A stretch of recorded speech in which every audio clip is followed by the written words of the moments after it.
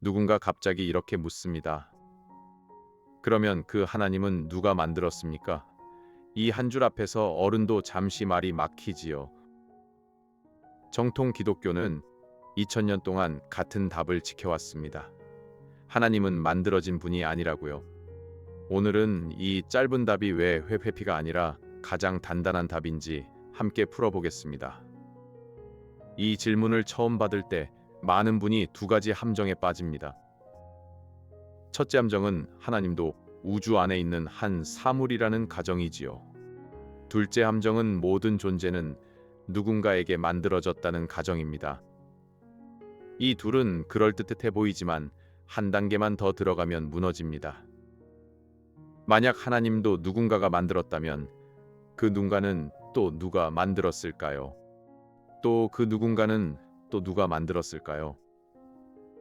이렇게 끝없이 거슬러 올라가는 사슬을 철학에서는 무한후퇴라고 부릅니다. 무한후퇴 안에서는 어떤 것도 진짜로 시작되지 않습니다. 그래서 정직한 사고는 어디에선가 멈출 자리를 찾아야 합니다. 이 자리를 신학과 철학은 같은 방향으로 가리킵니다. 누구에게도 의존하지 않는 처음 원인이 있어야 한다고요. 성경은 첫 줄부터 한 가지를 분명히 합니다. 태초에 하나님이 천지를 창조하시니라. 이 짧은 한 줄에 사실은 거대한 구별이 들어 있어요. 세상 만물은 하나님의 손에서 나왔지만 하나님 자신은 어디서도 나오지 않으셨다는 것이지요. 신학에서는 이를 창조주와 피조물의 구별이라고 부릅니다. 비유 하나를 들어보겠습니다. 도공이 진흙으로 그릇을 빚는 장면을 떠올려 보십시오. 그릇은 도공의 손에서 나왔습니다. 그러나 도공은 그릇 위에서 만들어진 것이 아니지요. 도공은 진흙이라는 재료보다 한 단계 위에 있는 다른 종류의 존재입니다. 이 비유는 어디까지나 비유이고 완벽하게 같지는 않습니다. 하나님은 도공보다 훨씬 더 멀리 다른 차원에 계신 분이니까요. 사도 바울도 사도행전 17장 25절에서 같은 결을 한 줄로 정리합니다.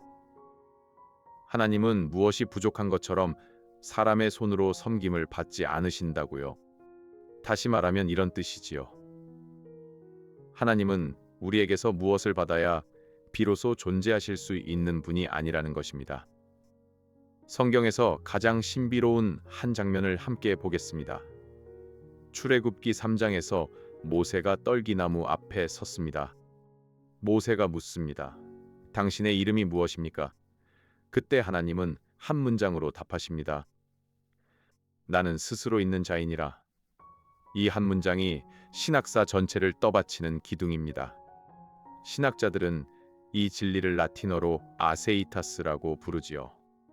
어렵게 들리지만 뜻은 단순합니다. 누구의 도움도 없이 자기로부터 존재하신다는 뜻이에요. 우리말로 옮기면 자존성, 더 풀면 스스로 계심쯤 됩니다. 쉬운 비유로 이렇게 말해볼 수 있어요. 저와 여러분은 콘센트에 꽂혀 있어야 켜지는 가전제품 같습니다. 부모, 음식, 공기, 시간, 심지어 마음의 평안까지 모두 콘센트에 의존하지요. 그런데 하나님은 콘센트가 필요 없는 분이십니다. 오히려 하나님이 모든 콘센트의 근원이시지요. 이 비유 역시 어디까지나 비유이고 완벽하게 같지는 않습니다. 16세기 종교개혁자 장 칼빈은 그의 책 기독교 강요에서 이렇게 정리했습니다. 하나님은 다른 무엇으로부터 존재를 빌리지 않으시는 유일한 분이라고요. 여기서 단골 반론이 등장합니다. 그러면 굳이 하나님이 아니라 우주 자체가 영원히 있었다고 하면 되지 않나요? 한 번쯤은 들어볼 만한 반문이지요. 그러나 두 가지 이유로 이 답은 무너집니다. 첫째, 현대 우주로는 우주의 시작이 있었다고 말합니다. 20세기 초까지만 해도 많은 과학자가 우주를 영원하다고 생각했어요. 빅뱅 이론이 자리를 잡으면서 그림이 바뀌었습니다. 우주에는 시작점이 있었다는 것이 오늘날의 표준 모델이지요. 시작점이 있는 것은 시작시킨 무엇을 요구합니다. 둘째, 우주의 모든 사물은 의존적인 존재입니다. 별도, 사람도, 분자도, 빛도 모두 다른 무엇 없이는 존재할 수 없지요. 의존적인 사물 100개를 모은다고 갑자기 자존하는 무엇이 되지는 않습니다. 손전등 100개가 모두 꺼져 있다면 그 합도 결국 어둠일 뿐인 것처럼요. 13세기 이탈리아 신학자 토마스 아퀴나스는 그의 책 신학대전에서 이 결을 정리했습니다. 세상에 우연한 존재만 있으면 결국 아무것도 없다는 결론에 이른다고요. 어딘가 반드시 필연으로 존재하는 분이 계셔야 우리가 지금 여기 있다는 사실이 말이 됩니다. 이 분이 바로 성경이 말하는 하나님입니다. 21세기 미국 변증가 윌리엄 레인 크레이그라는 분이 있습니다. 이분의 칼럼 우주론 논증은 오늘날 변증학에서 가장 자주 인용되는 세 줄입니다. 시작이 있는 모든 것은 원인이 있다. 우주는 시작이 있다. 그러므로 우주에는 원인이 있다. 여기서 정직한 한 가지 반문이 남습니다. 왜 하필 하나님만 첫 원인의 자리를 차지하느냐는 거지요. 이 질문에 대한 답은 단순합니다. 하나님은 우주 안의 한 사물이 아니기 때문입니다. 비유를 하나 들어보겠습니다. 연극 무대 위의 모든 배우는 누군가 대본을 써야 등장합니다. 그러나 대본을 쓴 작가는 무대 위 배우가 아니지요. 배우의 규칙으로 작가를 평가하면 답이 나오지 않습니다. 하나님은 우주라는 무대 위의 한 배우가 아니라 무대 자체를 지으신 분이세요. 무대 안의 규칙을 무대 밖의 분에게 그대로 들이대면 질문 자체가 어긋나는 것이지요. 4세기 북아프리카 신학자 어거스틴은 그의 책 고백록에서 비슷한 점을 지적했습니다. 하나님은 시간 안에 계신 분이 아니라 시간을 만드신 분이라고요. 그래서 하나님께는 그 전이라는 시점이 없습니다. 누가 만들었느냐는 질문도 사실 성립하지 않지요. 시작, 원인 같은 단어 자체가 시간 안의 사물에게만 어울리는 단어이기 때문입니다. 다시 한번 짧게 정리하면 이렇습니다. 모든 것은 원인이 있다는 규칙은 우주 안의 사물에게만 적용됩니다.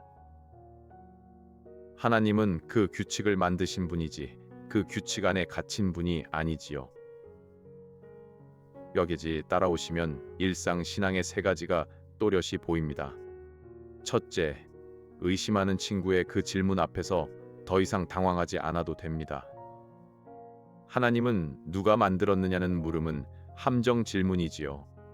질문을 받은 그대로 답할 게 아니라 질문 안에 어떤 가정이 숨어 있는지 함께 짚으면 됩니다.